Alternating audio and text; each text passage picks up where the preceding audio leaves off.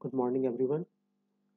Today, we are going to talk about a very important topic in the field of management, and that is human resource management. And in this discussion, we are going to discuss the important aspects of how to manage people in the organization, how to deal with the issues and concerns and complaints of the people, and how to better utilize their expertise and their skills.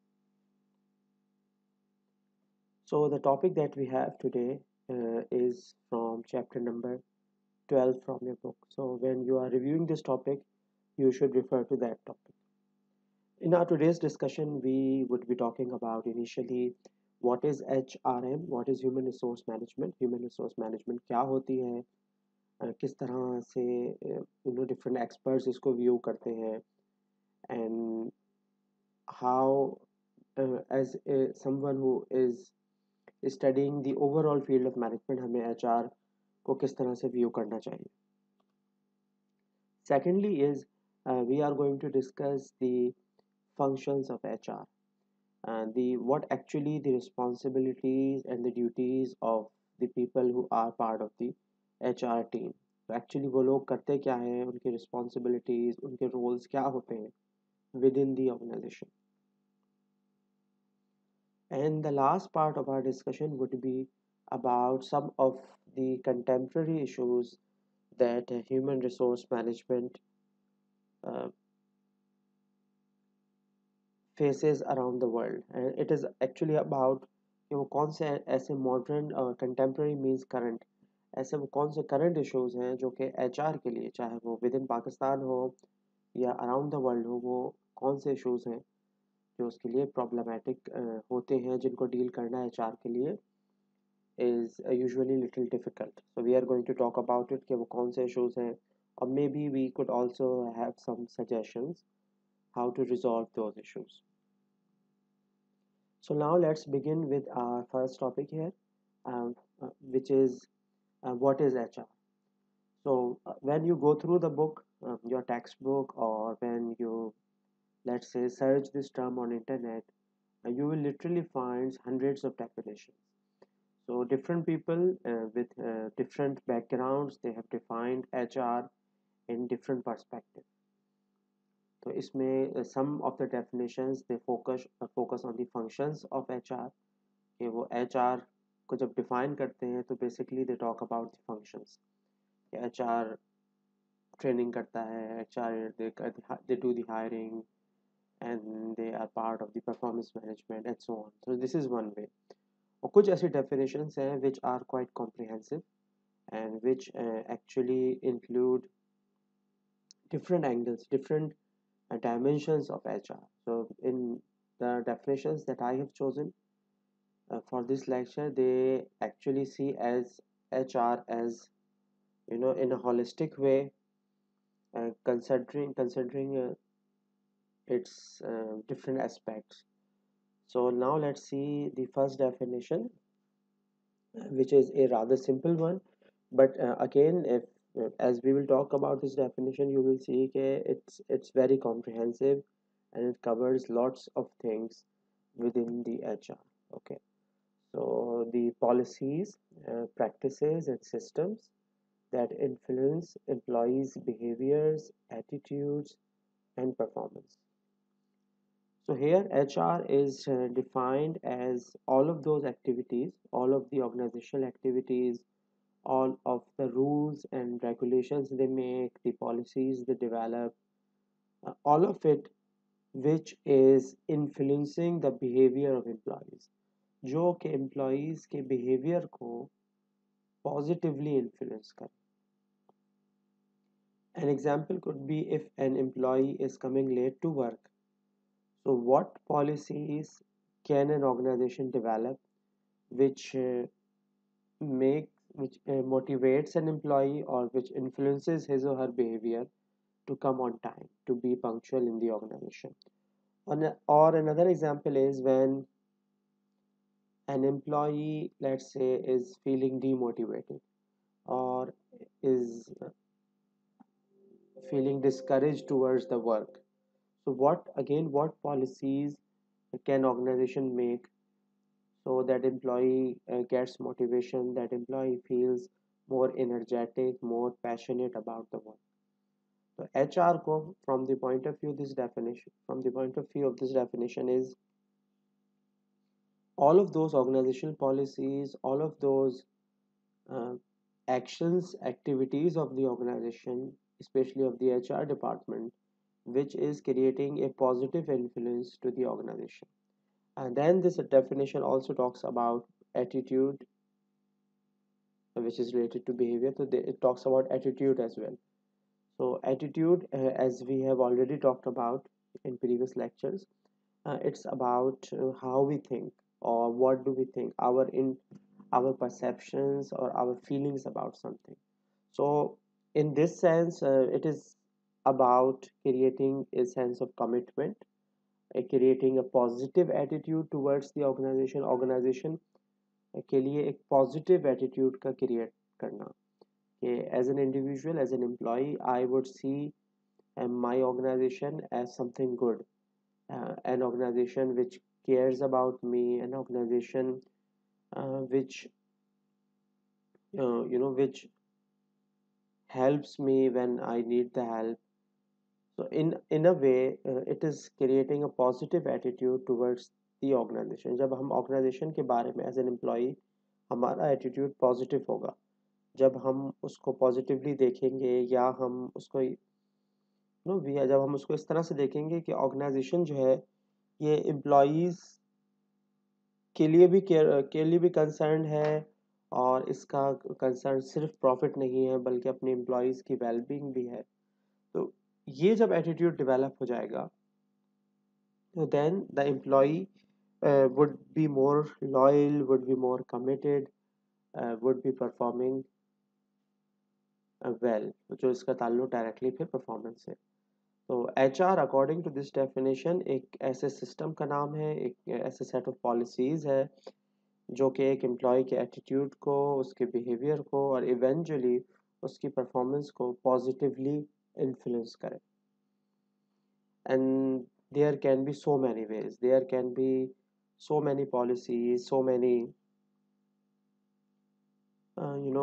actions or activities that HR can take to positively influence the behavior, attitude, and performance of people in the organization. So this definition is actually focusing on influencing the employees, employees को positively influence करना। HR का काम क्या हुआ कि वो employees को positively influence करें। So let's turn to our next definition, which is coming from a very well-renowned author in human resource management, Armstrong. And this definition reads, it's a strategic and integrated approach to the employment, development, and well-being of the people working in organizations. So ये definition एक बिल्कुल different angle से HR को explain कर रही है. It is saying that it's a strategic. First of all, it's a strategic approach. Strategic का meaning ये होता है, as we have studied before, something which is crucial for the success of the organization. So HR basically उसका link होगा organization की goals से.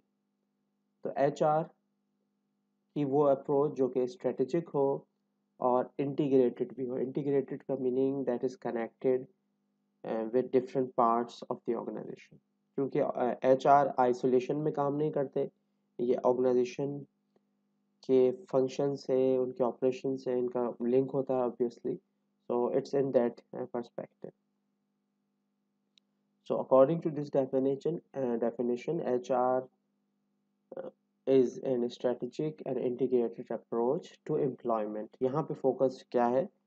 To employ, which employs people, which hires people, जिसमें selection भी है, recruitment भी है, जिसमें orientation भी है, ये सारी चीज़ें इसमें included है। And development of people, development से उनके skills की development, उनके career की development, उनकी knowledge and expertise की development. So HR किस चीज़ का नाम है according to this definition कि employees को first of all उनकी hiring पे जिनका focus होता है एचआर का। और सेकंड फोकस होता है एम्प्लॉयज़ की development, because once you have hired people, now you need to make them a better employ.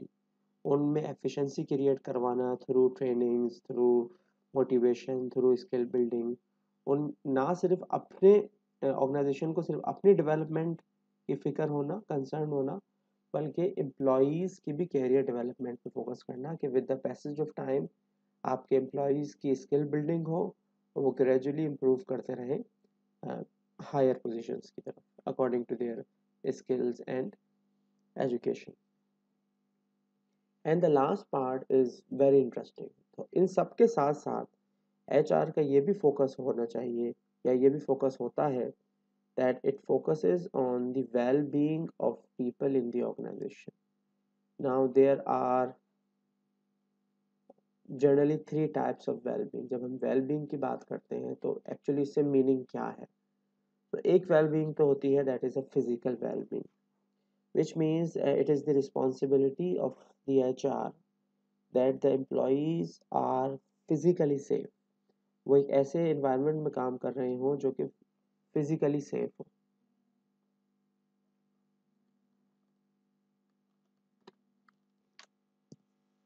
तो सबसे पहले जो well-being that is important, it is the physical wellbeing यहाँ पे जिसकी बात हो रही है, यानी to make sure from the HR point of view that the employees are working in safe conditions in terms of any physical danger. कोई ऐसी सिचुएशन नहीं है लेट्स से कोई ओपन वायरिंग हो कहीं पे, और सम एम्प्लॉयज में be working in a rather dangerous situation, let's say किसी कंस्ट्रक्शन साइट पे हो, या if they are working on the floor of a factory तो they are safe from machines or from boilers होते हैं जहाँ जिन manufacturing plants में, और एनी गैसेस जहाँ पे केमिकल इंडस्ट्री में, प्लास्टिक गुड्स में जहाँ पे गैसेस होती हैं, इस तरह की कोई फिजिकल डेंजर ना हो किसी तरह का। First well being is that the employee have physical well being. The second well-being is the financial well-being, where the employees are being compensated or paid enough so their financial needs are met somehow. Obviously सारी financial needs का meet करना that might be little difficult, but at least जो एक substantial level होता है where you are living at least some decent standard of life, तो उतनी आपकी well-being ज़रूर हो कि ऐसा ना हो कि unnecessary आपकी deductions होती हो सैलरी से, unnecessary financial pressure हो, या you are being paid very late, आपको इतने बहुत दिनों के बाद आपकी पेमेंट हो, which we see nowadays due to COVID, and even before COVID that is the practice of some companies they make payments after start of the month, उसके बहुत दिन के बाद they make the payments। तो इस तरह की सिचुएशन ना हो जो कि एम्प्लॉयज़ के लिए फाइनेंशियल बर्डन क्रिएट करे। Let's suppose they have to make payments of their utility bills, of their fee of their children, medical bills and so on। तो अगर आप उनको लेट पेमेंट करेंगे उनकी सैलरीज की लेट्स से, तो उनकी ज़ाहिर है और सारी पेमेंट्स भी डिले होंगी, फिर वहाँ पे उनको प्रॉब्लम्स क्रिएट होंगे। फिर लेट्स से अगर वो यूटिलिटी बिल्स की बात है तो उस पर पेनल्टी होती है, so it would create an extra financial burden on the people. तो it's again the responsibility of HR to ensure to the best of their abilities that the financial well-being is also met। Obviously ये point थोड़ा difficult होता है in terms of its implementation, क्योंकि as HR आप सिर्फ recommend कर सकते हैं, आप actually उस चीज़ को उस तरह से ensure नहीं करा सकते, but in fact if you are working on it और आप उस पर बार बार emphasize कर रहे हैं तो hopefully the management would also understand your point of view as HR। And the last type of well-being that is relevant here is the emotional well-being, या हम इसको कहते हैं psychological well-being। इसका मीनिंग ये होता है कि एम्प्लॉयज़ एक ऐसे environment में काम करें where they have peace of mind, जहाँ पे उनको जहनी सुकून हो। वो किसी तरह की एक्स्ट्रा ऑर्डिनरी वर्क प्रेशर से, कुछ वर्क प्रेशर तो नॉर्मल होता है, जो कि एक रूटीन का नॉर्मली पार्ट होता है, उससे हटकर किसी एक्स्ट्रा प्रेशर में ना हो from their bosses, from their colleagues, from their management. इसी के साथ साथ उनके किसी तरह का कोई ऐसा इन्वायरमेंट ना हो which is causing harassment to them, किसी भी तरह की, चाहे वो इमोशनल हरासमेंट हो, चाहे वो फिजिकल हरासमेंट हो, क्योंकि ये सारी चीज़ें भी ट्रांसलेट करती हैं आपके स्ट्रेस में, डिप्रेशन में। So the idea here is that the employees are working in a stress-free environment. और एक environment जब भी stress free हो सकता है कि जब उसमें let's say workload appropriate हो, मुनासिब workload हो, and the duties and roles are well defined, where people work in a comfortable and friendly and cooperative environment, जहाँ पे let's say leg pulling ना हो, जहाँ internal politics कम से कम हो, जहाँ पे आपको दिन भर ये प्रेशर ना हो that if you do not work on this project your services would be terminated. आपको ये रोज़ का जॉब से निकल जाने का या निकाले जाने का खौफ ना हो। You have this mental peace कि आप अपने सुकून से you perform your job. So according to this definition, HR is responsible for the employment part, जो कि हायरिंग का पार्ट हुआ। उसके साथ साथ they are also responsible for the development part, which means that they should focus on the development of their people। development से meaning है हमारा स्किल बिल्डिंग भी है, नॉलेज बिल्डिंग, आपका कैरियर प्रोग्रेशन और कैरियर ग्रोथ, कि आप जिस कंडीशन में आए थे ऑर्गेनाइजेशन में, कुछ अरसे के बाद आप ग्रेजुअली मूव करके you get into a senior position. I remember from one of my colleagues in a very large Pakistani organization was sharing this story that their uh, managing director started his career in that company as an intern. This is a very large, I'm talking about a very large Pakistani company. So this shows a very good career growth, कि वो organization जहाँ पे एक intern ने शुरू किया or gradually with the passage of time, after let's say 25-30 years, this person from intern has become the head of the organization. So this is what we mean by development। development से सिर्फ ये meaning नहीं है कि आपकी सिर्फ salary बढ़ती रहे, कि डेवलपमेंट का ये भी मीनिंग है कि आप एक better talented, more talented individual बने। Even some people also at this point, यहाँ पे एक और एडिशन भी होता है, कुछ एक्सपर्ट्स कहते हैं कि आप एक इंडिविजुअल को इतना डेवलप करें कि अगर वो आपके पास से मूव भी कर जाए तो भी that person is able to find a good job, a good position. So this is the actual development, कि आपके ऑर्गेनाइजेशन ने उसको इतना सपोर्ट किया, उतनी उसकी स्किल बिल्डिंग हुई, उसकी उसकी नॉलेज बिल्डिंग हुई, कि अगर वो जब वहाँ से मूव भी करता है so that person is moving towards a better career, towards a better life. तो जब आप इस तरह का एनवायरनमेंट क्रिएट करते, so then you actually get the loyalty from the people, you get the commitment from the people, you get sincerity from the people, जब उनको लगता है कि वाकई organisation they care about us। okay, and the last part जो इस definition का है, that is focusing on the well-being of people। हमने डिस्कस किया कि that there are three types of well-being: your physical well-being, the financial well-being, and the emotional or psychological well-being। Now let us move to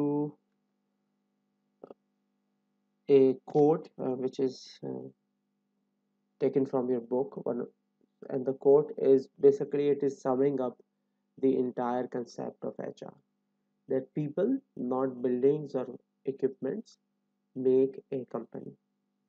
कि एक organisation बनाने के लिए हमें, अगर हम सिर्फ रिलाई करेंगे टेक्नोलॉजी पर, हम सिर्फ रिलाई करेंगे इंफ्रास्ट्रक्चर पर या फाइनेंशियल रिसोर्सेज पर, so this is not going to work, because it is actually the people who make the organization and it's not the other way around। ऐसा नहीं होता कि सिर्फ आप इंफ्रास्ट्रक्चर अच्छा कर लें, आप बहुत अच्छा से आप you have a very advance technology and everything, तो आपकी कंपनी बूस्ट कर जाएगी। it would be the people who would be running the system, क्योंकि जो actually system होगा, जो decision making होगी, वो तो लोग ही करेंगे. So if you have good people in the organization and if you take care of them, they will take care of you. जब आप अपने लोगों का ख्याल रखेंगे तो वो लोग आपके बिजनेस का, आपकी ऑर्गेनाइजेशन का ख्याल रखेंगे. This is the entire idea of human resource management. This is more like a summary of what HRM is all about, human resource management is all about.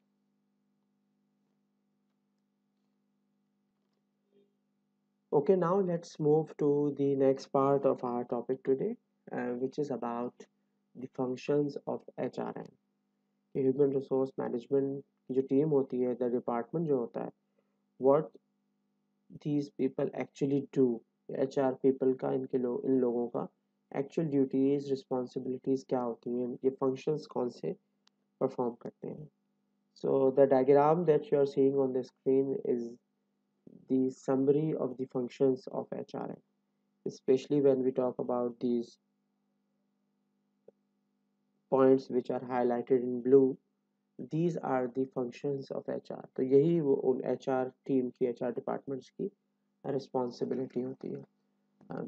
The first function is, and I would also like you to note them down. And the first function is human resource planning. Then it's recruitment, then selection, then orientation, then training, then performance management, compensation and benefits, and finally career development.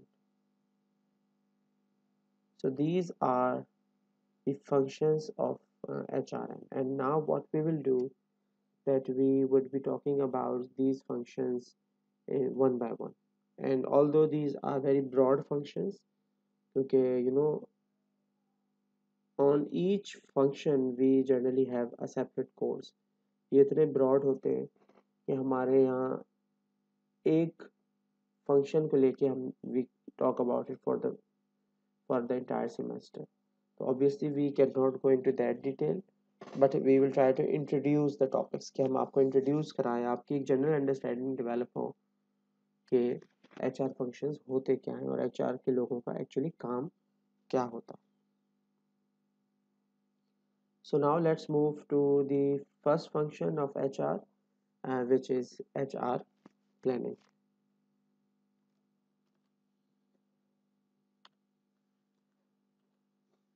So first of all, HR planning is defined as a strategy where we identify the number and kind of people we require in the future. HR planning उस strategy को कहते हैं, उस planning को कहते हैं, उस activity को कहते हैं जिसके through हम we can identify the number of people we require in the future. Let's say in the next 2 years or in the next 3 years, how many people we are going to require. अगले 3 सालों में हमें कितने लोगों की ज़रूरत होगी.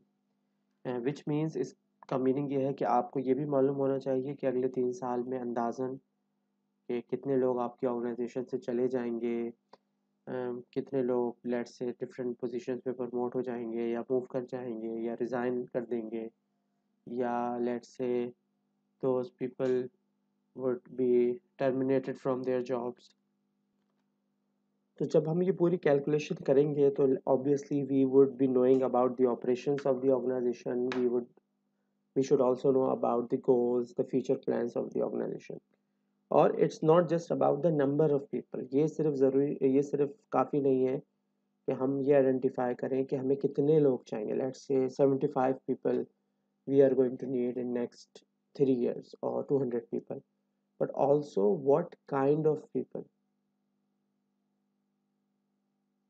The what kind means what would be their profile, how many of them would be engineers, how many of them would be accountants or security guards or computer operators or laborers or IT people or people in production department, marketing and so on. And again and also the level of people, उसमें से managers कितने होंगे. अगर let's say if our demand is 200 people in the next 3 years, 200 new people, then how many of them would be managers? How many of them would be at very low level, or some of them would be, let's say, directors as well, regional managers and people in senior positions. So all of this calculation, obviously it requires a lot of working. All of this is part of HR planning. जब हम ये सब काम करते हैं तो you could understand, आप imagine कर सकते हैं कि इसके पीछे बहुत वर्किंग की ज़रूरत होगी. तो ये पूरी activity till we get to that number, और वो नंबर ऐसा भी ना हो कि वो बिल्कुल ही एस्टिमेट हो, बल्कि it is somewhat close to the real number. सिर्फ अंदाज़ा भी नहीं हो सकता है, जाहिर है कि आप सिर्फ अंदाज़ा कर लें, बल्कि आपको एक्चुअली उसको कैलकुलेशन करनी है. They are techniques for it, they are scientific ways to calculate that those numbers. Okay, so this entire part is called HR planning, and in order to achieve that goal, or as part of that overall function, we also conduct something called job analysis. इसी H R planning ही का एक इन अ वे part होता है H R planning, job analysis, which means identifying the information about the job and job holder. क्योंकि अब जब हम बात कर रहे हैं कि what kind of people, let's say we are going to need, हमने somehow calculation की and we come to conclusion that in the next 2 years we will need at least 6 uh, IT people. ऐसे लोग जो कि हमारे servers को manage कर सके, हमारे जो नेटवर्किंग है, इंटरनेट का सिस्टम है, कंप्यूटर्स हैं, इंटरनेट है, वो सारी चीज़ों को मैनेज कर सके. Let's say we want 6 people in next 2 years. Now the question is कि जब हम कह रहे हैं कि ऐसे लोग जो कि हमारे आईटी सिस्टम को मैनेज कर सकें, तो ये कौन लोग होंगे, यानी हम लेट्स से इनका टाइटल हम क्या देंगे. क्या हम इनको कहेंगे कंप्यूटर ऑपरेटर्स, या इनको हम कहेंगे अपने सॉफ्टवेयर इंजीनियर्स, या इनको हम आईटी ऑफिसर्स बोलेंगे, इनको हम नेटवर्क एडमिनिस्ट्रेटर कहेंगे, और इनकी क्वालिफिकेशंस क्या होंगी. इनमें से BScs हमें क्या रिक्वायर्ड है, या हमें MSc रिक्वायर्ड है, या हमें कोई और डिग्रीज रिक्वायर्ड हैं, या हम सर्टिफिकेशन की बात कर रहे हैं, या कितना एक्सपीरियंस होगा इन लोगों का, या कितना होना चाहिए. All of that information comes from job analysis. जितनी भी मैंने आपको एग्जांपल्स दी, ये हर जॉब के लिए होगा. अगर हमें अकाउंटेंट की नीड होगी फ्यूचर में, तो अकाउंटेंट से हम किस लेवल का अकाउंटेंट कह रहे हैं, कि समवन विद अ बीकॉम, क्या बिल्कुल जूनियर लेवल का अकाउंटेंट, या समवन विद अ MCOM, और someone with certification like ACCA or CIMA or something like that. So all of this information that we put into a HR planning, that the information regarding the job comes from job analysis. तो जब भी इसको HR planning का part कहा जाता है, ये काफ़ी इंफॉर्मेशन जो हम HR प्लानिंग के फाइनल नंबर्स में जाते हैं, या काइंड ऑफ एम्प्लॉयज में हम पुट करते हैं, that comes from job analysis. Then we move on and we create two documents. जब हम जॉब एनालिसिस कंडक्ट कंप्लीट कर लेते हैं, then we create two documents. These two documents, one is called job description, the other is called job specification. These two are the product, are the outcome of job analysis. job analysis जब हम conduct करते हैं तो उसका outcome ये दो duties, दो documents होते हैं. JD, job description, is about duties and responsibilities of that position. जिस भी पोजीशन की हम बात कर रहे हैं, लेट्स से अगर हमने ये आइडेंटिफाई किया है कि फ्यूचर में हमें इंजीनियर्स चाहिए होंगे, 3 या 4 इंजीनियर्स, तो अब वो उन इंजीनियर्स की ड्यूटीज़ क्या होंगी, जो इंजीनियर्स को हम हायर करें. कुछ we have some, we need to have this idea, we need to know कि हम जब फ्यूचर में इनको हायर करेंगे तो हम उनसे क्या काम लेंगे, what would be their task and duty. Secondly is what would be their qualification, experience, और उनमें कौन से स्किल सेट होना चाहिए, उनका उनका माइंड सेट, उनका पर्सनैलिटी, उनका बिहेवियर क्या होना चाहिए फॉर दैट पोजीशन. तो this part is called job specification. तो HR प्लानिंग के के नंबर को एग्जैक्टली उसको अप्रोप्रिएट बनाने के लिए, उसको मोर स्पेसिफिक करने के लिए, it's important that we conduct job analysis. और जॉब एनालिसिस के रिजल्ट में हम जेडी बनाते हैं, एक डॉक्यूमेंट होता है, दूसरा कहलाता है JS, which is about the job. JD is about the job, JS is about the job holder or the person who would be in that position. Okay, now let's move on to the next function, which is recruitment. Recruitment has been defined as the process of attracting a pool of qualified applicants. इसका meaning ये है कि recruitment वो process है where you attract the candidates and somehow you motivate them to apply to your organization. किसी तरह आप उनको अट्रैक्ट करें through advertisement, through your offer, through the message that you are conveying to them, and somehow motivate them, encourage them to apply to your organization. An important part here that we are focusing on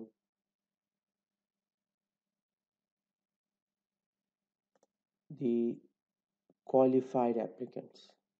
यहाँ पे ये ज़रूरी है कि हम we are not just attracting all sorts of candidates, but we want to invite applications from the applicants which are relevant and which are qualified, which are good applicants uh, relating to the job that we are advertising.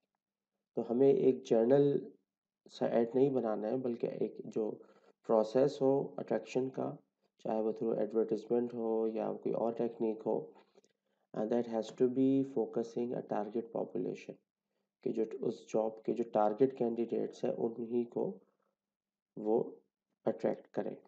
Okay, so there are different ways through which we can do the recruitment. For example, we can give advertisement in newspapers. This is a very common method that you obviously have seen. Okay, there are ads in the newspapers. Okay, but with the advancement of technology, now we also see that the job ads are also available online. And when we talk about the online platforms, online sources, there are actually two major categories. One are the formal, more professional platforms, for example, uh, LinkedIn or Rosie.pk or other several websites which are dedicated for job advertisements, for job search. कुछ ऐसी websites हैं, monster.com and so on, जो कि relate करती है सिर्फ job से. So these are more professional, more specific platforms. और कुछ दूसरे जो platforms हैं जो second category है online sources में, they are more informal. For example, Facebook groups. You can, as an organization, you can publish your ad, you can post your ad into these job groups, जो different types के jobs के groups होते हैं, and that can also be posted on using the WhatsApp groups. WhatsApp groups के through भी job ad को convey कर सकते हैं. So there are two major categories: the more professional and specific sources like LinkedIn and other websites, and the other one is more slightly informal sources which are not specific to job search. वो एक general social media है, उसका एक use हम ये भी कर सकते हैं कि we publish our job advertisement. Now that is a separate story, we are not going into detail कि how to develop those ads. ये एक पूरा एक separate topic होता है कि ये जो जॉब के एड्स हैं इनको कैसे डेवलप करना है, इसमें कौन सी चीज़ें legally you have to mention, legally किन बातों का ख्याल रखना है, कौन से आपको चीज़ें वहाँ पे मेंशन करनी है, उसको कितना डिटेल रखना है, उसमें कौन से फीचर्स, कौन से करेक्टरिस्टिक्स एक जॉब एड को ज़्यादा अट्रैक्टिव बनाते हैं. So that is a separate debate, and obviously due to lack of time we cannot go into that detail.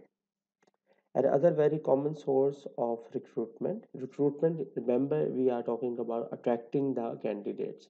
Basic idea ये है. Another source of recruitment is job fairs. So when an organization takes part in a job fair, they can, in a very short period of time, in a day or two, they can interact literally with thousands of candidates. So if the visitors, the candidates are coming there, so they can easily approach the organization, and organization can also talk to them. So if during the job fair, if you find some candidates to be relevant for your positions, for your organization, then you can actually invite them to come to your organization and have a more formal interaction. क्योंकि जो job fair का interaction होता है that is not very formal, उसमें थोड़ा सी informality होती है, थोड़ा सा they are so many people around, तो आप इतनी सारा उस तरह से डिटेल डिस्कशन नहीं कर सकते. But if you find some good candidates during the these job fairs, you can invite them to come to your organisation, और वहाँ पे आप एक डिटेल डिस्कशन, वहाँ पे आप अपने जो एक फॉर्मल इंटरव्यू का पैटर्न्स होते हैं उसको आप फॉलो कर सकते हैं. There is also another source of recruitment which is called employment agencies, and these are dedicated companies, dedicated organizations which can recruit people on your behalf. जो कि आप अगर उनको ये टास्क असाइन करते हैं, let's say you are looking for accountants, your organization is expanding its business and they are looking for accountants. But since maybe because your HR department is not uh, capable enough, उसके इतने resources नहीं है, और maybe because you are already overburdened, अपने task आपकी इतनी ज़्यादा है, so what you do that you hire an employment agency. आप एक employment agency को hire करते हैं, and you pay them a certain amount of fee, and you ask them to recruit, hire candidates on your behalf. So now that organization, that employment agency would give an advertisement. वही advertisement देंगे. They would invite the candidates. They would conduct the interviews, or if a test is required, they would conduct a test and so on. And when they think that a candidate is good enough for this position, then they recommend this candidate for the final interview with the organization. तो अब इस candidate को send कर देते हैं उस organization पे जहाँ उनका final interview होता है. So these are some of the major recruitment sources that are available for many organizations. Now let's move to the next point, which is a selection.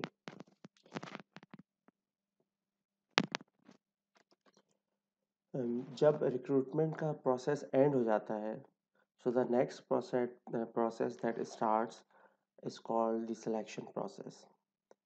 But let me just add another thing to the recruitment point. Okay, when you, let's say, publish an advertisement and you receive applications, and when applications come to your desk, जब वो आपके desk तक पहुंच जाती हैं, HR के department तक पहुंच जाती हैं, चाहे वो फिजिकल एप्लीकेशंस हो हार्ड कॉपीज में, या वो if they are online applications, as soon as you receive the applications, the process of recruitment ends. You should note it down. आपको इस point को note down करना चाहिए. As soon as you receive the applications, whether they are in hard copies or online applications, the process of recruitment ends. जैसे ही आपको application receive हो गई, recruitment का प्रोसेस एंड हो जाता है. अब जो प्रोसेस शुरू होगा that is called selection process, क्योंकि अब आपके पास एप्लीकेशंस आ गई हैं. लेट्स से again, if you publish an ad for an accountant position and you have received 200 applications, so now actually you need to sort out, you need to find out which is which are the best candidates here, वो इसमें से कौन से candidates हैं जो सबसे best है। So that process is called selection process. अब हम बात करेंगे उस सिलेक्शन प्रोसेस की कि इन 200 में से आपको 1 या 2 पोजीशन जो हायर करनी है वो आपको कैसे करनी है, वो सिलेक्शन का प्रोसेस क्या होगा। So the process of selection has been defined as screening job applicants to ensure that the most appropriate candidates are hired. Applications को screen करना यानी जिसको हम कहते हैं short listing करना। क्यों? Because we want to find the best candidate। उसका पर्पस क्या है कि वो कैंडिडेट जो कि लेट्स से जो कि रेलिवेंट नहीं है उस पोजीशन के लिए, या they are not qualified enough, और their credentials doesn't don't seem appropriate for the job, so we need to filter them out। हमें उनको हटाकर अब सिर्फ उन कैंडिडेट्स को रखना होता है जो कि हमारी जॉब के लिए अप्रोप्रिएट हो, मोस्ट अप्रोप्रिएट हो, उसमें से हम फिर सेलेक्ट करते हैं further. Okay, so there are different ways of selection. अब ये जो लिस्ट आप देख रहे हैं of 6 items, these are called selection methods, या इनको सिलेक्शन टूल्स कहते हैं। कि इन टूल्स को हम यूज़ करके हम फर्दर फिल्टर करते रहते हैं। लेट्स से हमने 200 एप्लीकेशन से स्टार्ट किया, फिर हमने एक कोई टूल यूज़ किया तो उससे कुछ कैंडिडेट्स कम हो गए, फिर हमने दूसरा टूल यूज़ किया, फिर तीसरा यूज़ किया, डिपेंडिंग ऑन कि हमारे पास कितने ज़्यादा एप्लीकेशंस थी, क्या हमारे पास पोजीशंस कितनी हैं, तो हम उस हिसाब से जो, एंड ऑब्वियसली द रेलिवेंट, जो कि रेलिवेंट हो उस केस में, वही टूल्स हमें यूज़ करने। क्योंकि ऑब्वियसली इस लिस्ट में से बास टूल्स ऐसे होंगे जो कि they might not be fit for those positions, तो उनको आप यूज़ नहीं कर सकते। तो कुछ टूल्स ऐसे होंगे जो कि हर पोजीशन में आप यूज़ कर सकते हैं, और कुछ ऐसे हैं जो कि आप पर्टिकुलर पोजीशंस में ही यूज़ कर सकते हैं, as we will see in a minute. The most basic tool जो होता है दैट इज शॉर्ट लिस्टिंग, जो कि हम करते हैं थ्रू एप्लीकेशन फॉर्म्स या थ्रू सीवीज। तो ये सबसे बेसिक स्टेप होता है शॉर्ट लिस्टिंग का। जब हम स्क्रीन आउट करते हैं, we go through the CV और we go through the application form. दो चीज़ें होती हैं, या तो आप कैंडिडेट से सीवी मांगते हैं उसका, या आपका you already have an application form और आप उस कैंडिडेट को कहते हैं कि आप इसको फिल आउट करके हमें सेंड करें, चाहे ऑनलाइन सेंड करें या इन दी हार्ड कॉपी।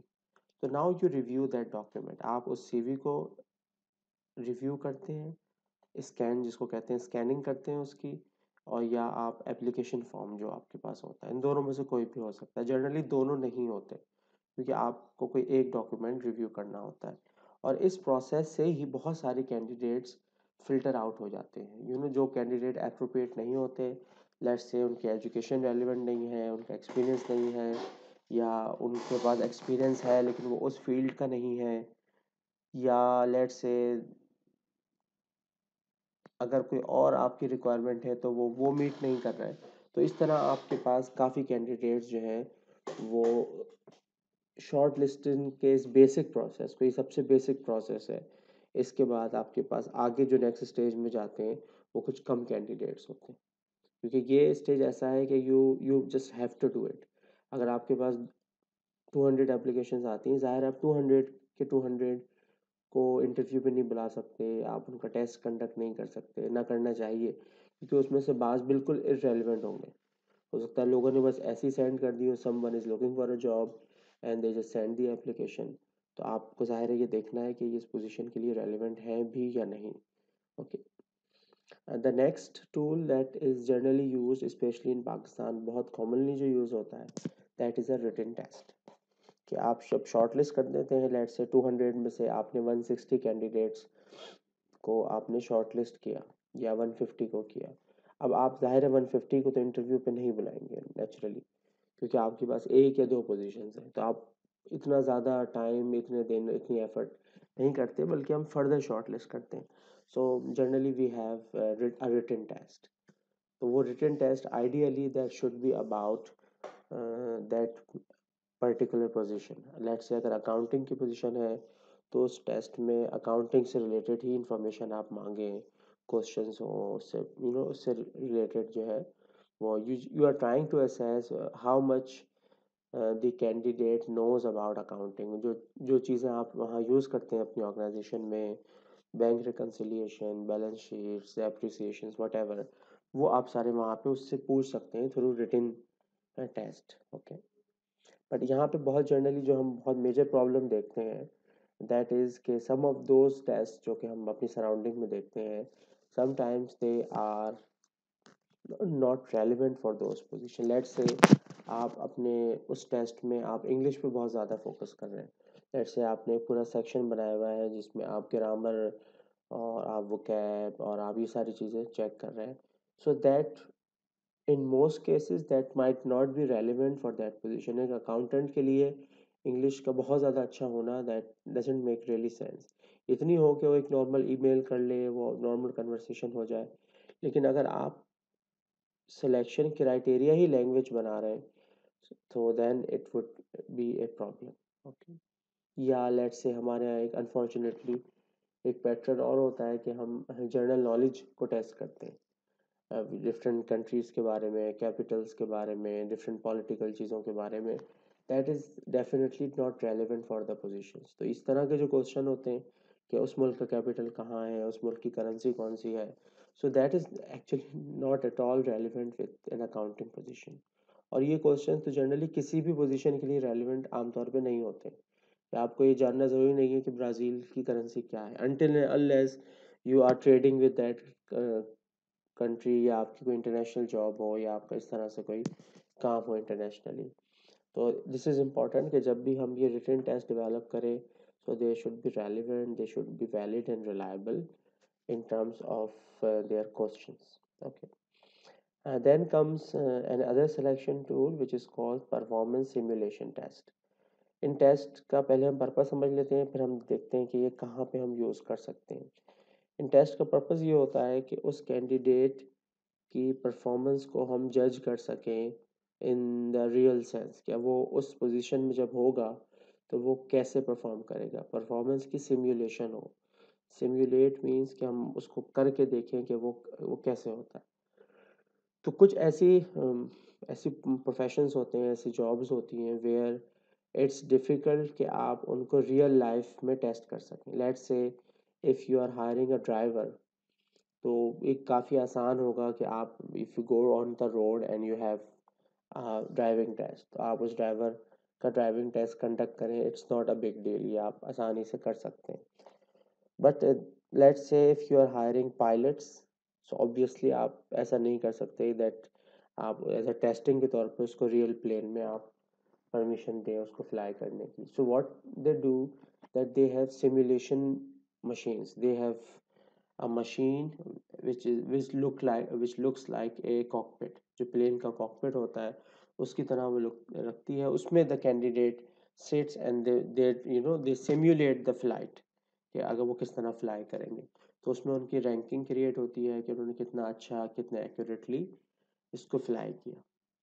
तो ऐसे कुछ प्रोफेशंस जिनमें the real testing is very difficult और इज़ वेरी रिस्की और इज़ वेरी एक्सपेंसिव, तो वहाँ पे you use the simulation test.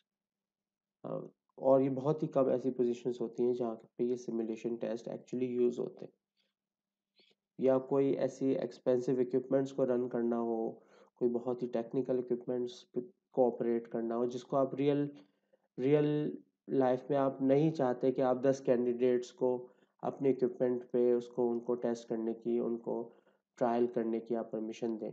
तो आप नहीं चाहेंगे कि हर कैंडिडेट आकर उसके ऊपर टेस्ट करे, उसके ऊपर सिमुलेशन करे। तो then you might have some machines for it, some simulation devices जिनके थ्रू आप अ, वही सिचुएशन क्रिएट करने की कोशिश करें। Okay, then the most common and most important tool of selection is called the interviews।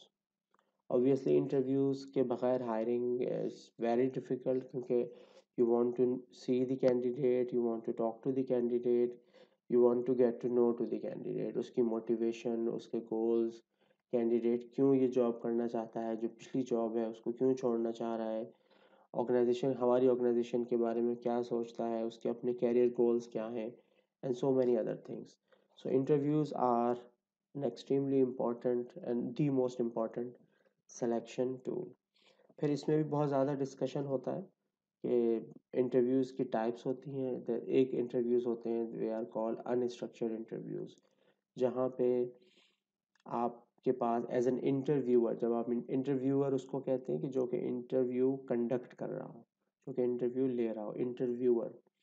So interviewer does not have particular question. जब उसके पास सेट ऑफ क्वेश्चंस ना हो उनके पास, तो उस तरह के इंटरव्यूज को कहते हैं अनस्ट्रक्चर्ड इंटरव्यूज, कि आपके जहन में जो क्वेश्चन आ रहा है आप बस पूछ ले रहे हैं, और यू वो बातों में से क्वेश्चन निकल रहे हैं, जैसा कैंडिडेट बात कर रहा है उसी में से क्वेश्चन डिराइव हो रहे हैं. इसका प्रॉब्लम सबसे बड़ा ये होता है कि let's say if you have 10 interviews, तो अब आप बेसिकली हर इंटरव्यूई से आप डिफरेंट क्वेश्चन करेंगे, क्योंकि ज़ाहिर है एक जैसे क्वेश्चन आपके जहन में एग्जैक्टली उस सीक्वेंस में तो नहीं आएंगे हर दफ़ा गुफ्तगू अलग होगी, हर दफ़ा बात अलग होगी. हर कैंडिडेट की हो सकता है उसके प्रोफाइल में कोई ऐसी चीज़ें हों जो कि डिस्कशन को कहीं और ले जाएं, एंड सो ऑन. तो that is why unstructured interviews are not encouraged, क्योंकि इसमें it's very difficult that we maintain some sort of balance between the questions. ये हो सकता है कि हमने एक कैंडिडेट से बहुत डिफिकल्ट क्वेश्चन कर दिए, और एक कैंडिडेट से हमने बड़े आसान क्वेश्चन किए, हमारा मूड कुछ और था, या हम कोई और बात थी, हम रिलैक्स फील थे, या हम अपनी परेशानी में थे, तो हमने अपने क्वेश्चंस और उसके ऊपर डाल दिए, एंड सो ऑन. सो बहुत सारी चीज़ें हो सकती हैं जो कि रेलिवेंट ना हो, जो कि अप्रोप्रिएट ना हो. That is why unstructured interviews को डिस्करेज किया जाता है. The most the better way to conduct interviews are called the structured interviews. Structured interviews में भी दो जनरली कैटेगरीज होती हैं. एक ये होता है कि if the interviewer is very experience, जो इंटरव्यू ले रहे हैं, जो चाहे वो पैनल है चाहे वो वन इंडिविजुअल है, अगर वो बहुत एक्सपीरियंस्ड है तो बजाय कि वो क्वेश्चन नोट डाउन करें, वो टॉपिक्स नोट डाउन कर लेते हैं. उन्होंने 5 से 6 बुलेट पॉइंट्स में अपने पास टॉपिक नोट डाउन कर लिए. अब इन टॉपिक्स पे वो क्वेश्चन करते हैं, because of their experience they are able to ask relevant questions. लेकिन अगर इंटरव्यूअर बहुत ज़्यादा एक्सपीरियंस ना हो, तो एक बेहतर तरीका ये है कि बजाय कि आप टॉपिक्स लिखें, आप एक्चुअल क्वेश्चंस को नोट डाउन कर लें. आपने 10-15 जितने भी आपके क्वेश्चन पूछने थे, आपने वो नोट डाउन कर लिए, और हर कैंडिडेट से आप यही सिमिलर क्वेश्चन पूछ रहे हैं, ताकि आप उनको असेस कर सकें. अगर आप डिफरेंट डिफरेंट क्वेश्चन करेंगे, तो आप उनकी नॉलेज को कैसे असेस करेंगे, उनके पॉइंट ऑफ व्यू को कैसे असेस करेंगे. एक से आप बात कर रहे हैं लेट्स से ऑर्गेनाइजेशनल गोल की, विजन की, मिशन की, और दूसरे कैंडिडेट से आप सेल्स पे बात कर रहे हैं. तो इस तरह की प्रॉब्लम्स को अवॉइड करने के लिए, जो कि लेस एक्सपीरियंस इंटरव्यूअर्स होते हैं, they note down the exact questions, ताकि वही क्वेश्चन वो हर एक कैंडिडेट से वन बाय वन करते रहें. और फिर ये भी एक क्वेश्चन आता है यहाँ पर कि इंटरव्यू कंडक्ट किस सिचुएशन में करें, यानी how many people should conduct the interview. तो इसमें बेसिकली जो कॉमन ट्रेंड है which we see around us internationally and as well as in Pakistan, is that we have panel interviews. Panel means more than one people. तो जो interviewers होंगे, जो interview conduct कर रहे हैं, they are more than one. तो ये one, to भी हो सकते हैं, 3, 4, एंड मैक्सिमम अप टू 5. अगर आप 5 से ज़्यादा बड़ा पैनल लेते हैं और सारे इंटरव्यूअर बात कर रहे हैं, सभी क्वेश्चन कर रहे हैं, so then sometimes it the sixth और the seventh interviewer becomes redundant, यानी अब उनके पास कोई नई चीज़ नहीं होती कि वो बात करें. जब 5 लोगों ने सवाल कर लिए, तो अब कोई नई चीज़ें, कोई नया डिस्कशन मुश्किल होता है. तो आमतौर पे जो आइडियल साइज होता है पैनल का, which research has also supported, that is between 4 to 5 people in the panel. Okay, but sometimes an individual can also take the interviews. वो उस कंडीशन में होता है कि जब जो पोजीशन है, जिस पोजीशन के लिए इंटरव्यू ले रहे हैं, वो रिलेटिवली जूनियर पोजीशन हो. तो उस मौके पे आप एक ही इंडिविजुअल से एचआर असिस्टेंट मैनेजर और सीनियर एचआर ऑफिसर वो इंटरव्यू कंडक्ट कर सकता है जबकि पोजीशन जूनियर हो। और सेकंड पॉइंट इज के when the interview is only an introductory interview, क्योंकि कुछ ऑर्गेनाइजेशन ऐसा करती हैं कि वो मोर देन वन इंटरव्यूज करती हैं। पहला इंटरव्यू जो होता है that is called an introductory interview, जहाँ पे सिर्फ you get to know the candidate, कि अब कैंडिडेट से सिर्फ एचआर के जो रिप्रेजेंटेटिव होता है, एचआर ऑफिसर या असिस्टेंट मैनेजर, बहुत ही सीनियर नहीं, कोई कोई कोई मिडिल लेवल पे, they talk to the candidate. वो they get to know the candidate, अगर उनको सूटेबल लगता है कि अब हम इसको नेक्स्ट स्टेज पे मूव कराएं तो फिर नेक्स्ट स्टेज पे इंटरव्यू होता है, फिर अगर ज़रूरत पड़ती है तो एक और इंटरव्यू भी होता है। सो 3 इंटरव्यूज़ भी पॉसिबल है कि आपके हों। ओके, और हर इंटरव्यू में फिर सीनियर से सीनियर लोग ऐड होते रहते हैं। So these are some words about interviews. Another important selection tool is the background investigation or background check जिसको बोलते हैं। In background check we actually try to look into 3 aspects. Candidate की जो background है उसमें हम 3 चीज़ों को देखते हैं। First is the educational background, specially हमारी सोसाइटी में इस तरह की चीज़ें होती हैं। सो इट्स इम्पॉर्टेंट कि we verify the educational credentials of the candidate, कि जो डिग्रीज जो सर्टिफिकेशंस उन्होंने मेंशन किए हैं हम उसको किसी तरह वेरीफाई करवाएं। And secondly is that we verify the experience that is mentioned by the candidate on his or her CV। जो एक्सपीरियंस मेंशन किया है, जो उन्होंने टास्क लिखी है कि मैं अपनी लास्ट जॉब में ये टास्क परफॉर्म करता था, इन प्रोजेक्ट्स पे काम करता था, उनको समहाउ किसी तरह वेरीफाई कराना। कोई तो आपके पास कि आप यू यू कैन वेरीफाई कि ये वाकई ये काम करते थे, वाकई यही टास्क ये परफॉर्म करते थे। इसके लिए डिफरेंट वेज होते हैं। You can just write an email to that organization जहाँ से कैंडिडेट मूव कर रहा है, आप वहाँ पे ईमेल लिख सकते हैं and they can actually verify the information. And this is something very common. आमतौर पे ये कॉमन टेक्निक है पाकिस्तान में भी कि आप जो कि ख़ास तौर पे एक्सपीरियंस का जो पार्ट है उसको आप वेरीफाई करते हैं थ्रू ईमेल्स और even through a telephone call. You can just call to the supervisor of that person, क्योंकि जनरली जब आप एक ही इंडस्ट्री में होते हैं so then you know people. जो बैंकिंग इंडस्ट्री में है तो बैंकर्स एक दूसरे को जानते हैं generally, so then they can call people and they can get to know about the candidate. और सिर्फ एक्सपीरियंस ही नहीं बल्कि ओवरऑल इवेल्यूशन भी आप पूछ सकते हैं कि ये आपके पास कैसे थे, इनका बिहेवियर कैसा था, और कभी कोई प्रॉब्लम तो नहीं हुआ, इस तरह की कोई चीज़ तो नहीं हुई। You could ask these kind of questions as well.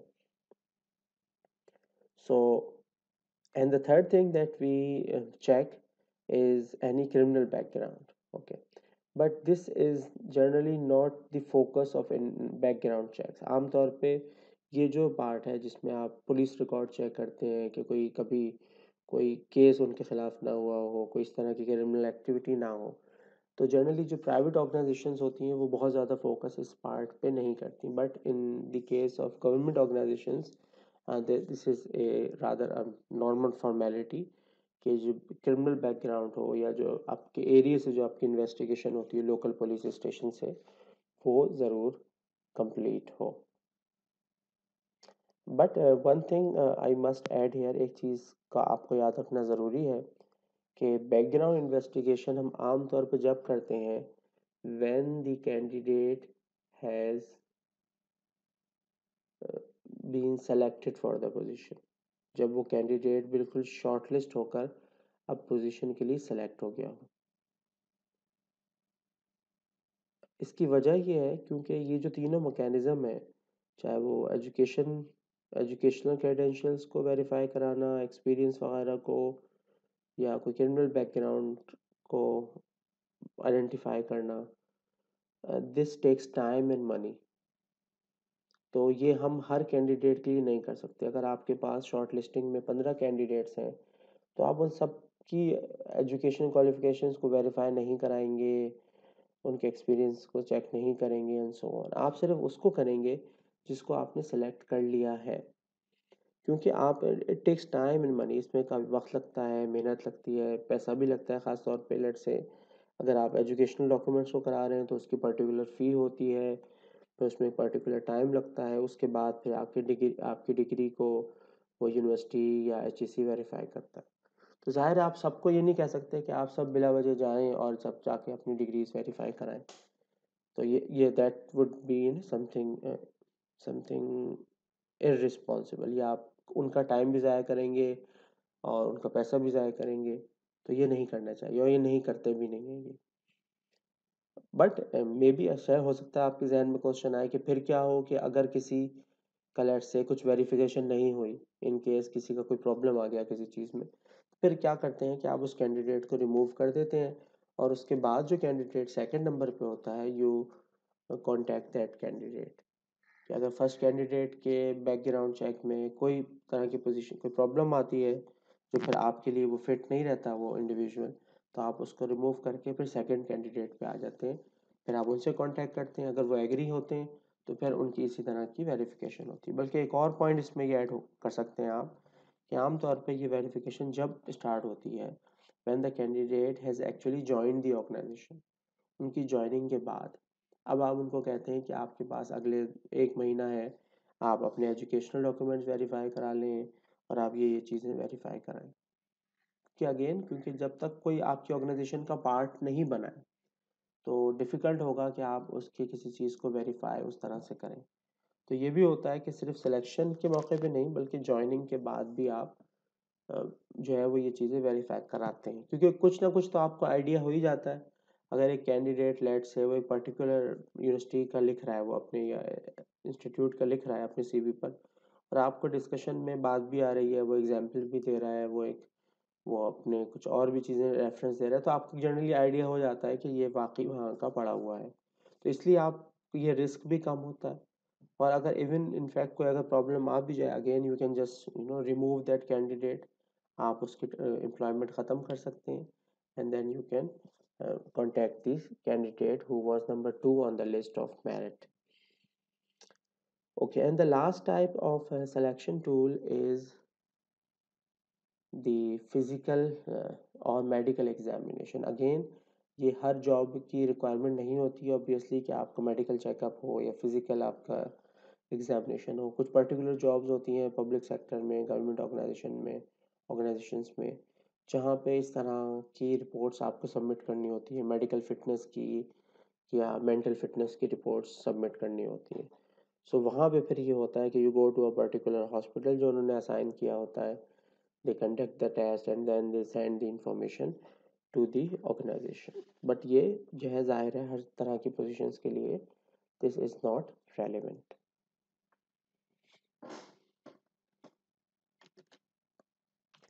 Now let's move to the next part here, the next function of HR, which is called training and development.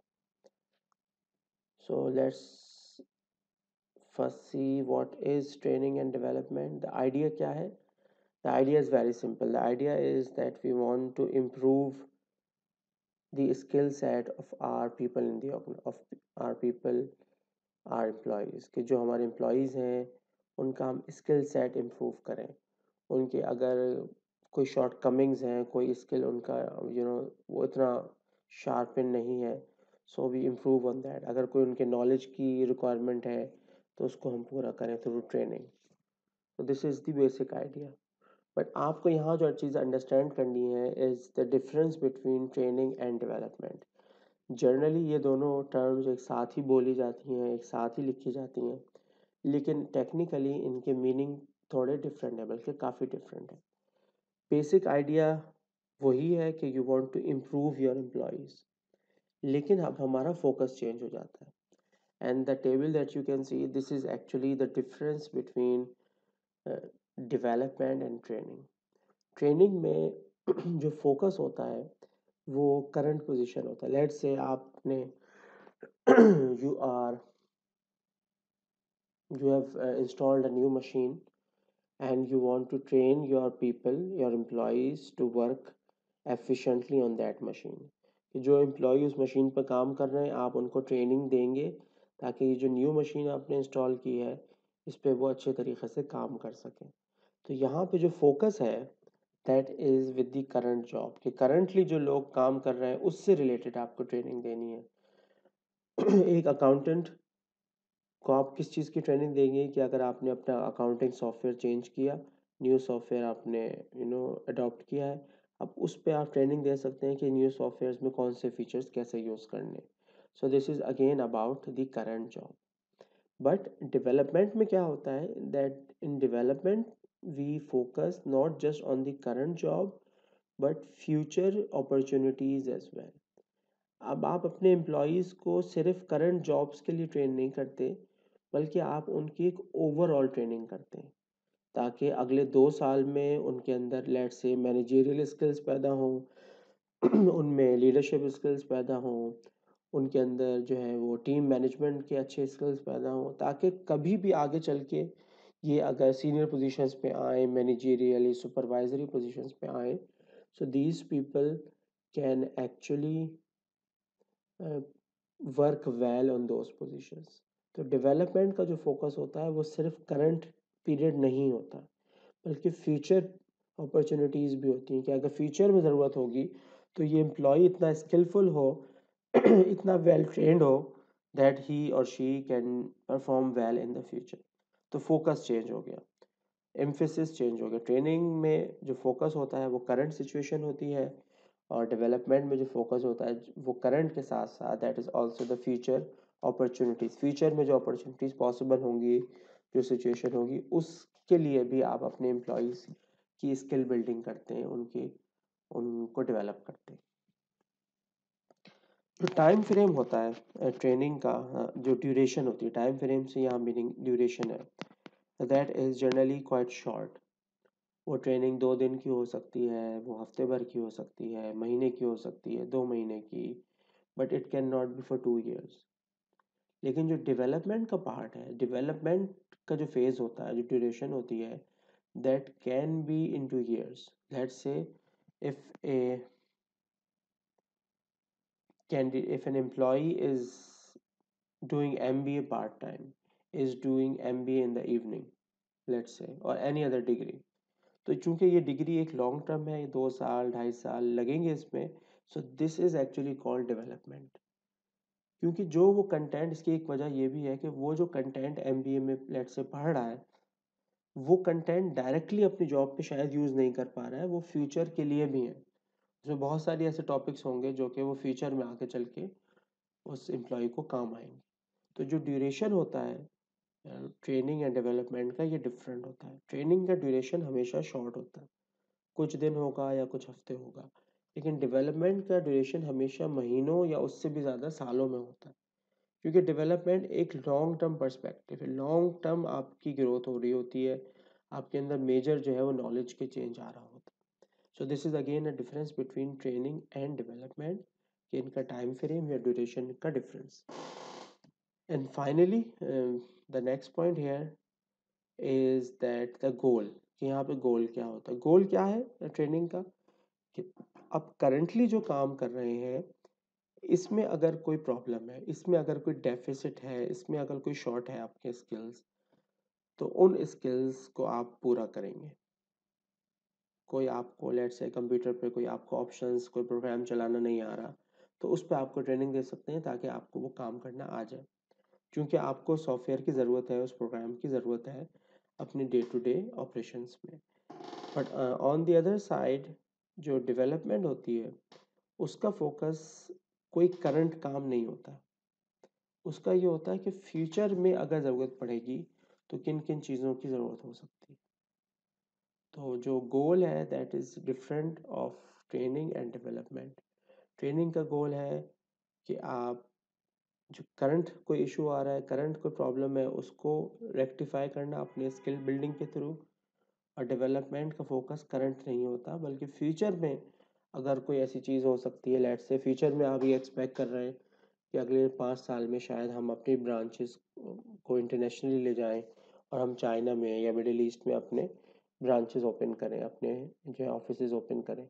तो in that perspective, if you are asking your some of your good employees, some your managers to learn Chinese language और Arabic language for the next 1 year. उनको आपने enrol कराया है course में और अगले 1 साल तक वो चाइनीज़ या अरबिक लैंग्वेज स्टडी कर रहे हैं। सो this is actually part of the development. ये चीज़ उनके फ्यूचर में देयर इज़ अ अपॉर्चुनिटी है, वो जब वो आएगी तो वहाँ पे वो यूज़ करें। अभी उनको काम नहीं है, अभी चाइनीज़ का कोई काम नहीं है, अभी अरबिक का कोई काम नहीं है, लेकिन फ्यूचर में हो सकता है। So this is also the responsibility of HR. HR का एक बहुत इंपॉर्टेंट फंक्शन होता है कि वो ट्रेनिंग दे अपने एम्प्लॉयज़ को और उनको डेवलपमेंट भी करे। आपको याद होगा जब हम डेफिनेशंस की बात कर रहे थे कुछ देर पहले, तो we talked about one of the definition was focusing on employment and development। तो डेवलपमेंट की बात आती है तो फिर उसमें हम ये जो पॉइंट्स हैं ये हम डिस्कस करते हैं। सो this is a very important function of HR to provide training and to develop the skills of their employees। Now let's come to the next function, which is employee performance management। अब basic idea यहाँ पे ये होता है कि you want to assess and improve the performance of your employees। आपको उनकी performance को फर्स्ट ऑफ ऑल असेस करना है, इवेल्युएट करना है और उसके साथ साथ उसको इम्प्रूव भी करना है। इस पूरे कंसेप्ट को हम कहते हैं performance management. It is formally defined as the process through which managers ensure that employees' activities and outputs contribute to the organization's goals। Organization और ख़ास तौर पे एचआर की ये रिस्पॉन्सिबिलिटी होती है कि वो ये बात इंश्योर कराए कि पूरी ऑर्गेनाइजेशन में जो भी लोग जो भी काम कर रहे हैं, जो भी एक्टिविटीज़ परफॉर्म कर रहे हैं, टास्क परफॉर्म कर रहे हैं, वो तमाम टास्क ऑर्गेनाइजेशन के जो गोल्स हैं उनको अचीव करने में हेल्प कर रहे हैं। यानी कुछ कोई ऐसे टास्क ना हो जो कि रेलेवेंट ना हो, जो कि लेट से बिला वजह लोग कर रहे हों, जो कि वेल थॉट आउट ना हो। इसके लिए ज़रूरी है कि हम लोगों की परफॉर्मेंस को इवेल्युएट करें कि वो एक्चुअली कर क्या रहे हैं। तब उससे हमें पता चलेगा कि अच्छा क्या इस काम से ऑर्गेनाइजेशन को कोई फ़ायदा है, क्या ऑर्गेनाइजेशन के गोल्स अचीव हो रहे हैं या नहीं, क्या ऑर्गेनाइजेशन ने जो अपने स्ट्रेटेजिक गोल्स बनाए थे उनमें कोई इम्प्रूवमेंट आ रही है या नहीं। ये तभी हो सकता है जब हम उनकी परफॉर्मेंस को असेस करें यानी इवेल्युएट करें। तो परफॉर्मेंस मैनेजमेंट का जो पहला फेज़ होता है उसमें हम इवेल्युएशन करते हैं, उसमें हम असेसमेंट करते हैं एम्प्लॉयज़ की परफॉर्मेंस को।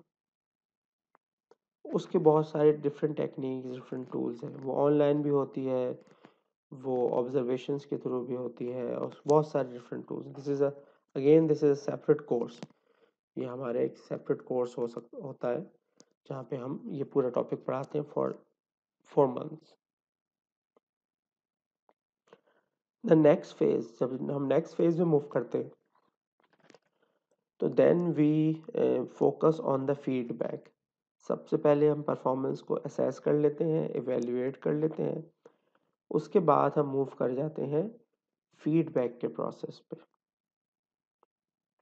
यानी अब हम एम्प्लॉय को बताते हैं कि आपकी परफॉर्मेंस क्यों ख़राब है, यानी वो कौन सी चीज़ें हैं कि जिनको अगर आप सही करेंगे तो आपकी परफॉर्मेंस इम्प्रूव हो सकती है। तो this is basically an advisory and advice to the employees। Feedback basically feedback का प्रोसेस होता है कि आप एम्प्लॉय को मशवरा देते हैं, उसको समझाते हैं, उसको कंसल्ट करते हैं, उसको एडवाइस देते हैं कि अगर आप इम्प्रूव होना चाहते हैं तो आप यहाँ यहाँ पे वर्कआउट करें, आप इन चीज़ों पे फोकस करें। अब ये जो टारगेट्स हैं ये आपने लास्ट ईयर जो है वो छोड़ दिए थे, ये आपसे नहीं हो सके थे, तो आप इन पे काम करें। So there are two things in performance management. दो चीज़ों का आपको ख्याल रखना होता है। फर्स्ट ऑफ ऑल आपको इवेल्युएट करनी है परफॉर्मेंस। सेकेंडली उस इवेल्युएशन की बेस पे आपको फीडबैक देना है, यानी आपको बताना है कि एक्चुअली आपने गलत क्या किया है। अगर किसी की परफॉर्मेंस का स्कोर कम आया है तो आप उसको बताएं तो कि ये क्यों कम आया है, वो कौन कौन सी चीज़ें थी जो आपने गलत की। हो सकता है एम्प्लॉय ये फील कर रहा हो कि यार मैं तो सब कुछ करता हूँ, टाइम पे आता भी हूँ, काम भी करता हूँ, जो मुझे टास्क मिलते हैं वो करता हूँ, लेकिन फिर भी मेरा स्कोर क्यों कम आ रहा है। तो अब आपको उसको बताना होगा कि आप यहाँ यहाँ फ्लॉ कर रहे हैं। और जो लास्ट स्टेज है परफॉर्मेंस मैनेजमेंट का, दैट इज़ द रिवॉर्ड, कि अब जिन लोगों ने अच्छा परफॉर्म किया है आप उनको कुछ रिवॉर्ड दें, उनको इंसेंटिवाइज्ड करें। सो उनकी उनकी मोटिवेशन इंक्रीज हो, और जिस तरह वो अच्छे तरीके से काम कर रहे हैं, they should continue to do so. Okay, now let's move to the next function of HR, and that is compensation and benefits. This is yet another very important function of HR. यहाँ पे इस function में basically what we do, that we develop a pay structure. हम वो system, वो policies बनाते हैं HR, जिसकी बेसिस पे हम लोगों की सैलरीज को, उनकी कंपनसेशन को, उनके बेनिफिट्स को डिसाइड करें। वरना जस्ट अज्यूम अ सिचुएशन कि आप, you are hiring an engineer, let's say you are hiring a software engineer जिसने लेट्स से MS किया हुआ है, मैंने इसने MS इन कंप्यूटर साइंस किया हुआ, and how much you should pay to that person. आप उसको कितनी पे करेंगे? So you need to know, you need to have a certain formula. और एक है आपके पास एक और candidate who has just completed MBA, अब आप उसको कितनी पेमेंट करेंगे? और पेमेंट किस बेसिस पे होगी? क्या पेमेंट इस पे होगी कि एजुकेशन क्या है, या पेमेंट इस पे होगी कि आपका एक्सपीरियंस कितना है, या पेमेंट इस पे होगी कि जिस टास्क के लिए आप असाइन कर रहे हैं वो टास्क कितना इम्पोर्टेंट है, कितना डिफ़िकल्ट है, वो ऑर्गेनाइजेशन के लिए कितना ज़्यादा इम्पोर्टेंट है। तो ये बहुत सारे डिफरेंट फैक्टर्स होंगे जिनको सोचकर, जिनको कंसिडर करके you have to think about the, you have to decide on the salaries. So ये बहुत ही इम्पोर्टेंट और लीगल पॉइंट है कि इसमें आपको लीगली अपने आप को भी प्रोटेक्ट करना है और जस्टिफाई भी करना है कि आप किसी को कोई भी पेमेंट क्यों कर रहे हैं, उसकी लॉजिक क्या है, उसका फॉर्मूला क्या है, उसका स्ट्रक्चर क्या है। So there is a whole, again there is a whole discussion on it कि आप, इन सम केसेस हम देखते हैं कि कहीं कहीं पे ज़्यादातर जो होती है वो सैलरीज फिक्स होती है, पे यानी फिक्स्ड होती है, लेकिन कहीं कहीं वो वेरिएबल होती है, उसमें कमीशन भी ऐड होता है। जैसे सेल्स स्टाफ का, कि उनकी सैलरी फिक्स्ड होगी एक सर्टेन अमाउंट, उसके बाद जो वो सेल्स करेंगे तो उस पर उनको कमीशन ऐड होगा। तो ये भी एक स्ट्रेटजी होती है, इसके अलावा और बहुत सारी स्ट्रेटजीज हो सकती है। So this is a very important, very technical and legal aspect of the HR functions. यहाँ पे अगर आपने थोड़ी सी भी गलती की, so you can cause a financial loss to the organisation, और it can be a legal problem for you. क्योंकि आपने अगर, लेट्स से आपने डिस्क्रिमिनेशन कर दी कि दो लोग हैं, सिमिलर क्वालिफिकेशन से हैं, सिमिलर एक्सपीरियंस से हैं, लेकिन उनकी पे डिफरेंट डिफरेंट है, तो अब आपको जस्टिफाई करना होगा कि इनकी पे डिफरेंट क्यों है, वो क्या रीज़न है, वो क्या लॉजिक है। Okay, now let's talk about the last of the points in our discussion today, which are the contemporary issues in HRM. हम इनको कंटेम्प्रेरी इसलिए कहते हैं कि because these are current issues, और ये currently we can say that these are unresolved issues. ये अभी तक ओवरऑल उस तरह रिजॉल्व नहीं हुए, और थ्रू आउट द वर्ल्ड, चाहे पाकिस्तान हो या पाकिस्तान के बाहर, इवन डेवलप्ड कंट्रीज़ में भी दीज आर सीरियस इश्यूज जो हमेशा जो ना HR के लिए प्रॉब्लम क्रिएट करते हैं। The first one is downsizing. Downsizing का मीनिंग ये होता है that you reduce the number of people in the organization. आप एम्प्लॉयज़ की जो नंबर ऑफ एम्प्लॉयज़ हैं उस नंबर को रिड्यूस करें। द प्रॉब्लम इज़ कि इसको अगर आप बड़ी क्वांटिटी में, क्योंकि डाउन साइजिंग का मतलब भी ये होता है कि आप बड़ी क्वांटिटी में एम्प्लॉयज़ के नंबर को रिड्यूस करें। आप 500 लोगों को एक साथ कम करें, 1000 को एक साथ कम करें, 300 को एक साथ कम करें, लेकिन कैसे करें? क्या आप एक दिन में सबको टर्मिनेट कर दें कि from tomorrow these 400 people they are terminated? क्या ये करें? कि इसके क्या लीगल एस्पेक्ट्स हो सकते हैं? क्या आपके ऑर्गेनाइजेशन के ऊपर इमेज का प्रॉब्लम हो सकता है, या कोई और पॉलिटिकल या सोशल या लीगल प्रॉब्लम्स हो सकते हैं, या हम इसको फेजेस में करें कि अभी हमने कुछ लोग किए, फिर हमने कुछ लोग किए, और उन लोगों को हमने जस्टिफाई भी किया, हमने उनको बताया भी कि हमें मजबूरन ऐसा क्यों करना पड़ा, which we are seeing nowadays due to COVID, कि बहुत सारी ऑर्गेनाइजेशन ने डाउन साइजिंग की है, कि वो जब उनका बिजनेसेस ख़त्म होने लगे, बिजनेस फंक्शन नहीं कर रहे, so they started downsizing. Downsizing में असल प्रॉब्लम जब आता है जबकि फ़र्स्ट ऑफ ऑल आपकी क्वांटिटी बहुत बड़ी हो, आप एक बहुत बड़ी क्वांटिटी को डाउन साइज कर रहे हैं, let's say you are an organization of 10,000 people and you want to reduce it to 8,500, तो अभी जो 1,500 पीपल हैं इनको आप कैसे एलिमिनेट करेंगे, कैसे आप इनको इनकी जॉब्स को रिड्यूस करेंगे, तो वो process it's cumbersome, it's very difficult. इसमें फर्दर इसकी कॉम्प्लिकेशन कब आती है कि वैन, अगर हम पाकिस्तानी कंटेक्स्ट में बात करें, when that is a public sector organization, जब ये एक गवर्नमेंट ऑर्गेनाइजेशन है, क्योंकि वहाँ पे परमानेंट जॉब्स होती हैं लोगों की आमतौर पे। अब जिसकी परमानेंट जॉब है आप उसको निकाल भी नहीं सकते, और निकालना भी ज़रूरी है। What we are seeing in, let's say in Pakistan Steel Mills, Pakistan Steel Mills का एक बहुत बड़ा इशू जो है that is there over employment, कि जहाँ ज़रूरत से ज़्यादा लोग हायर्ड हैं, तो अब क्या करें उन लोगों का, they are hired, they have permanent jobs, तो अब डाउन साइज क्या करें, this is why this is a serious issue, और स्टिल इसका कोई क्लियर कट आंसर नहीं है। It's very situational, depends on the legal structure, depends on sometimes even political structure, बहुत सारी चीज़ें आपको इसमें देखनी होती हैं।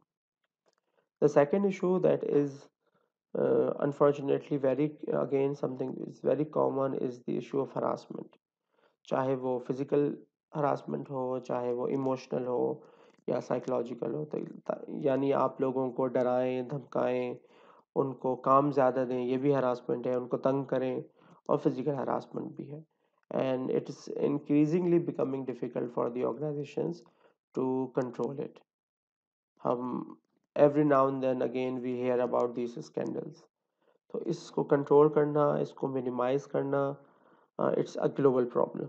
इस पे बहुत सारी वर्किंग हो भी रही है, रिसर्च भी हो रही है, people are thinking about solutions, laws भी क्रिएट हो रहे हैं, बट इसको within the organization context ऐसी सिचुएशन ही क्रिएट ना हो, हम इसको कैसे इंश्योर कराएं, so this is something which is very much a burning issue, and that is also something, legally or socially ethically भी इसको रिजॉल्व करना, दैट इज़ वेरी इंपॉर्टेंट। और इसका जो है वो बिजनेस इमेज भी, अगर हम एथिकल पॉइंट ऑफ व्यू के अलावा भी बात करें from the business point of view, तो भी इसका एक इमेज जो है ऑर्गेनाइजेशन का बहुत ज़्यादा डैमेज होता है because of these kind of activities.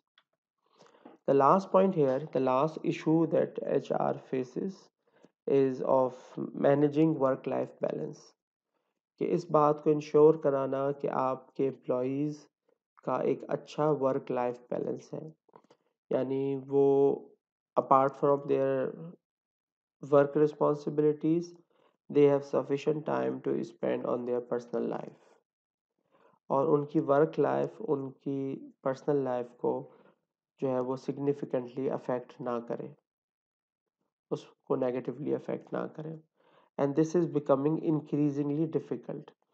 ये शायद कहना उतना थोड़ा आसान होता है, लेकिन जितनी हमारे पास टेक्नोलॉजी है कि रात को 7-8 बजे आपके पास एक बॉस का ईमेल आ गया that please submit this report, क्या ये मुनासिब टाइम है 8 बजे 9 बजे किसी से कोई वर्क रिलेटेड डेटा मांगना, कोई रिपोर्ट मांगना, या कोई चीज़ प्रिपेयर करना कि कल एक मीटिंग है अर्जेंट, प्लीज़ आप इसके ऊपर जो है ना एक प्रेजेंटेशन बना दें at 10 PM in the night.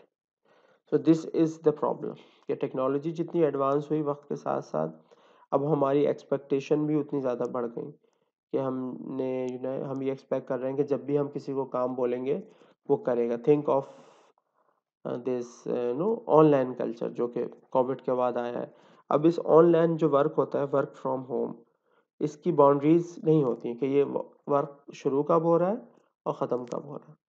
जब आप फिजिकल जॉब कर रहे होते हैं तो उसमें बाउंड्री होती है कि you go to work and then you leave work, तो जनरली किसी हद तक एक टाइम स्पेस लिमिटेड होता है।